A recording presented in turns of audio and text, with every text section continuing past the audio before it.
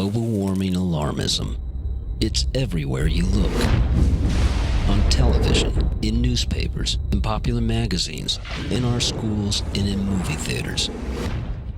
Politicians, government experts, and even Hollywood celebrities seem certain that global warming is a crisis.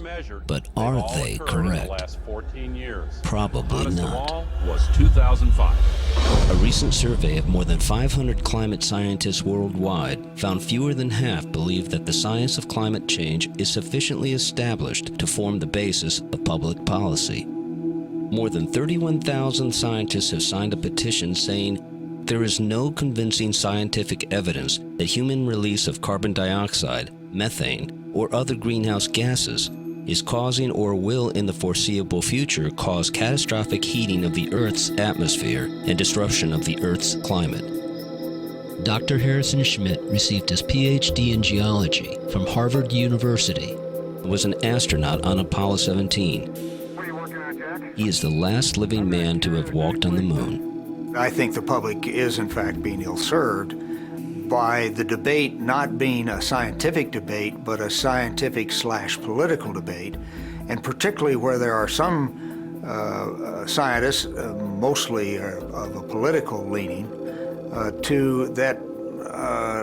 say the issue is settled and we don't need to debate it anymore. Well, there's no science that I've ever been aware of that doesn't need some debate. Even now, we keep debating some aspects of Einstein's theory of relativity. A hypothesis is really what is the better term for both the suggestion that human beings are causing global warming and the alternate suggestion, which I think is more likely the case based on history and science, that it is a natural phenomena that is going to continue for a while and then probably going to change, just like it has in the past. Why then do we so often hear the claim that global warming is our fault and is a crisis?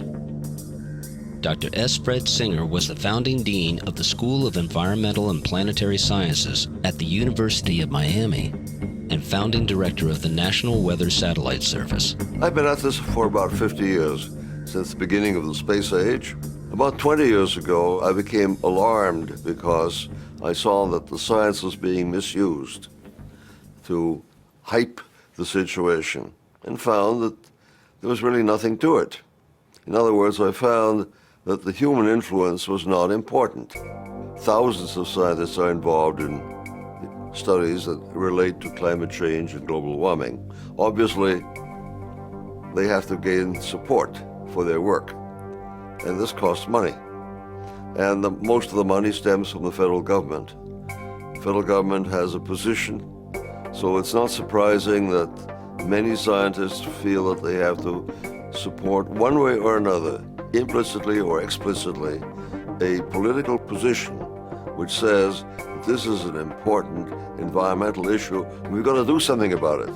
Other prominent scientists agree. Dr. Jay Lehr is science director at the Heartland Institute. The pressure on scientists to support global warming is huge because there's $5 billion in research funds available from the federal government annually to all the universities in America. Dr. Richard Lindzen is a professor at the Massachusetts Institute of Technology and one of the world's most distinguished physicists. If you are questioning global warming, you'll get bad reviews in your paper. Your proposals will be poorly reviewed. And for young scientists, this is crucial. It'll affect your funding, it'll affect your publication, it'll affect your promotion. Dr. Patrick Michaels was a professor of climatology at the University of Virginia and the Virginia State climatologist until he spoke out against global warming alarmism. The pressure that's exerted on scientists to not rock the boat on global warming is pretty intense. As you know, several state climatologists, including myself, either lost their positions or quit because they couldn't say what was the truth about the issue. Dr. Harrison Schmitt has also observed the pressure applied to many scientists. Many of my colleagues and people that I run into in geology and other related professions have told me that if they do not include in their grant proposals some implication of a global warming relevance, that they cannot get funded or are much less likely to get funded in the grant that they're proposing to undertake.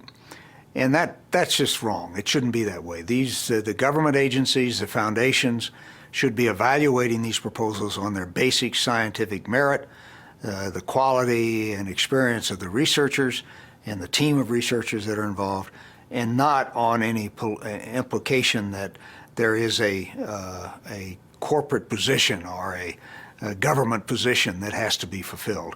It's just wrong. It's just not the way science should be done. Mr. Larry Schwager, who is the president and CEO of the National Wildlife Federation. Most reporters who cover global warming rely on spokesmen for environmental organizations as their sources. It's not an exaggeration to call what we're facing a climate crisis. But how likely are they to tell the truth?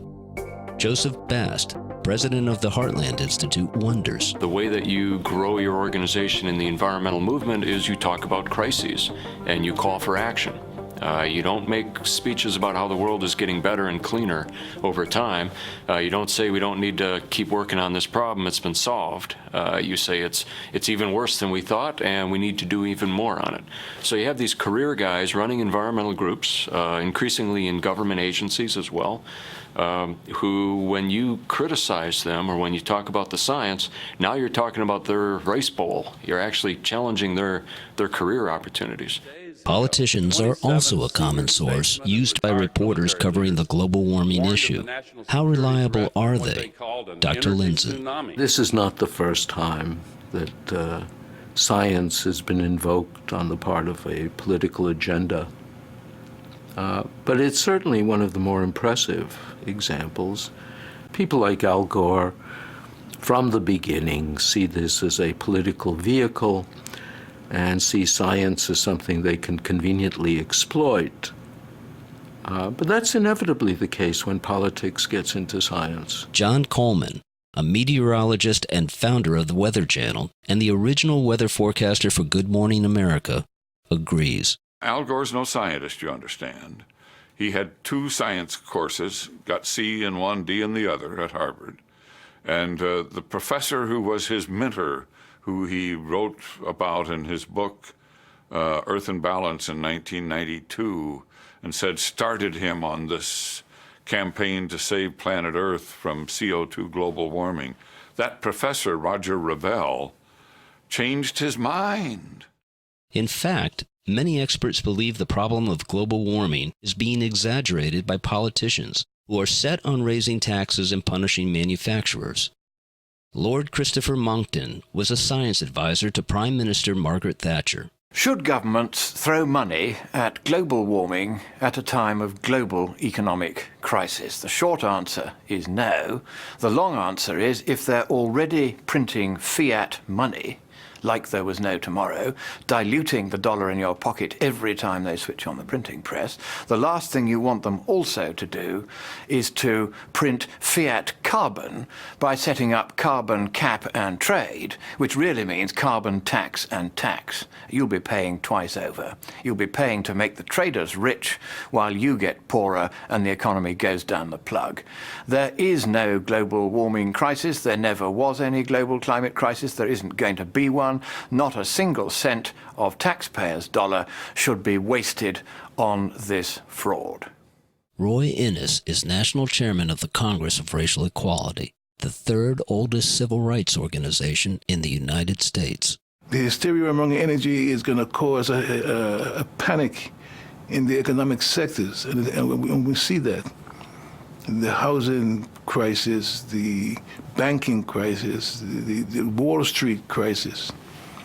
There are those who profit from these kinds of crises. Create a crisis, create a hysteria in the society, and in that condition of upheaval, you take over, you get power. Pamela Gorman is a state senator in Arizona. When you want to create a policy, you've got to create a problem. And you have to find a way to blame the problem on the people you want to create policy to control.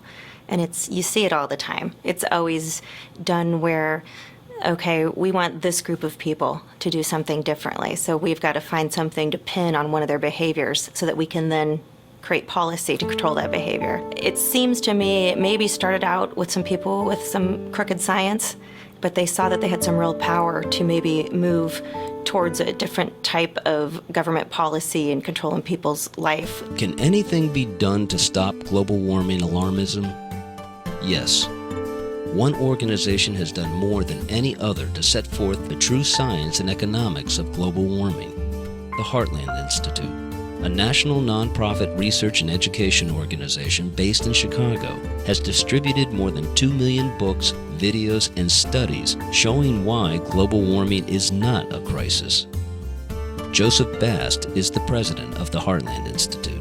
Politicians love a crisis because they get to pose as the guy who can solve that. I'm here from the government, I'm here to help you. Vote for me and we're going to take care of this environmental problem. We're going to get rid of this terrible thing, tax these guys, and save the earth. It's a cheap, easy campaign slogan for a politician. So it's no surprise that Al Gore tried to build a political career on that. There's no surprise that members of Congress are out there talking about massive cuts in emissions, which are just technologically impossible. But why do they care? It's a good soundbite. It shows that they're informed and compassionate, and people seem to be willing to vote for that. We're an organization that was developed entirely to bring factual information to elected state and local officials. They're our target. We want to bring objective, non-biased information on a wide variety of issues, including the environment, the climate, healthcare, education, tax reform, to the guy at home that has to vote in his state on issues, or the mayor of a big city, or his city council. Everything we do is just providing unbiased information, and if there's a slant, it's just personal freedom and a market-based approach. Heartland has been about getting the word out on climate change for a long time. It's been a leader. Their leadership is now having a synergistic effect with the other think tanks that may be more prominent. And everybody is getting behind what these guys started. The Heartland Institute has hosted 3 international conferences on climate change featuring prominent scientists who oppose global warming alarmism.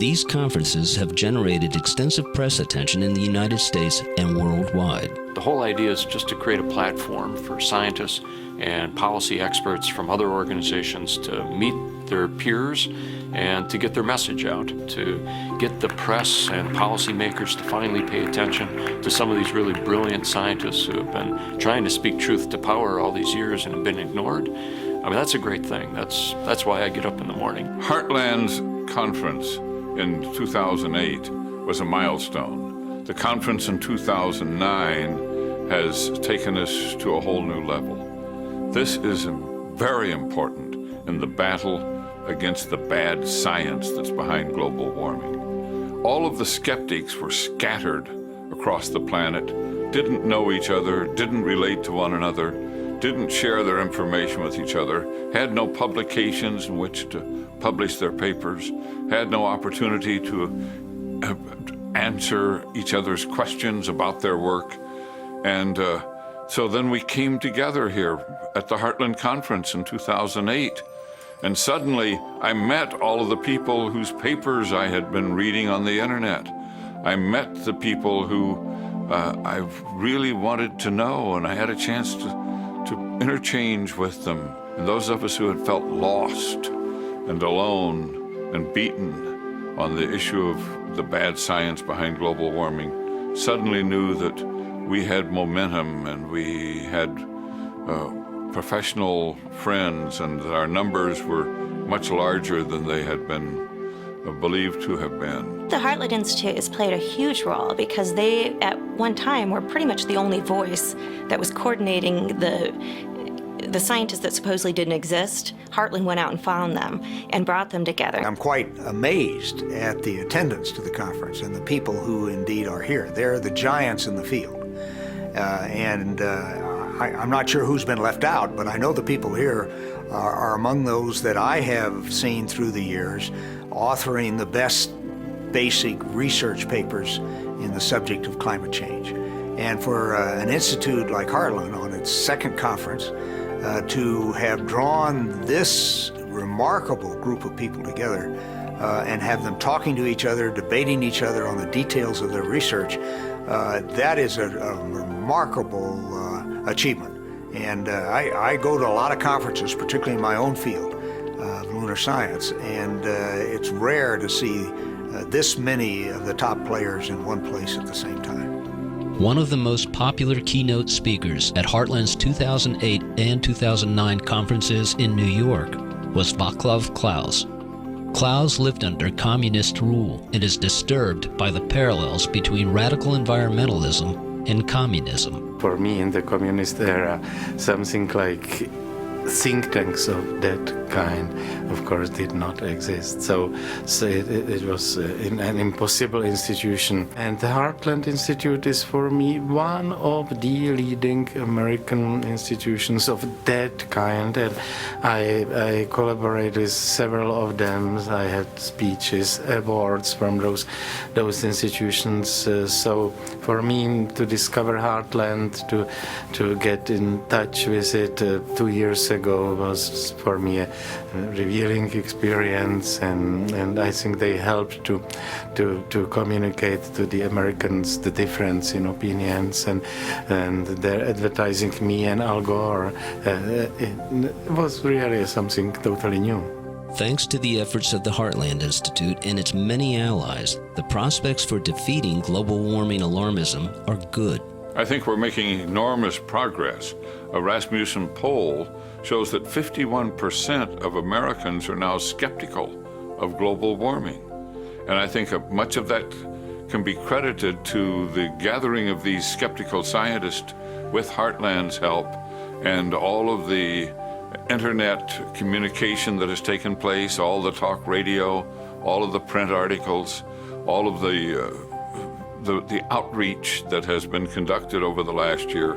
We're making a lot of progress. I followed this issue for 30 years. It's why I went into the science that I went into. And in the last month, I have seen opposition and anger and the moderates being stirred up much more than they ever have. With the arrival of the Obama administration and the new Congress, the silent people have suddenly started to speak, and they are speaking very, very loudly on this issue. People realize there's something very strange about this issue, that, you know, when it's snowing, it's due to global warming. When it's raining, it's due to global warming. When there's drought, it's due to global.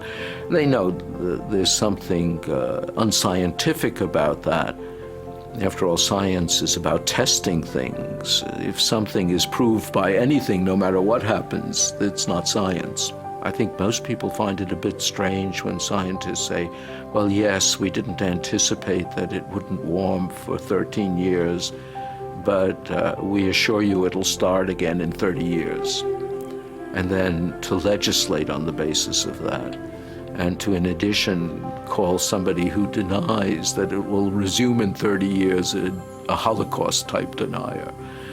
You know, the whole thing is sufficiently insane that one hopes people wake up to it. Will Congress pass and the President sign into law legislation that raises energy costs and destroys jobs unnecessarily? Will global warming alarmism continue to dominate the public debate? The future is up to you. Visit the Heartland Institute's websites at www.heartland.org or www.globalwarmingheartland.org and encourage your friends to do the same. Learn more about these issues and write to your members of Congress. Tell them global warming is not a crisis and that you oppose higher energy costs. Tell them it's time to stop global warming alarmism.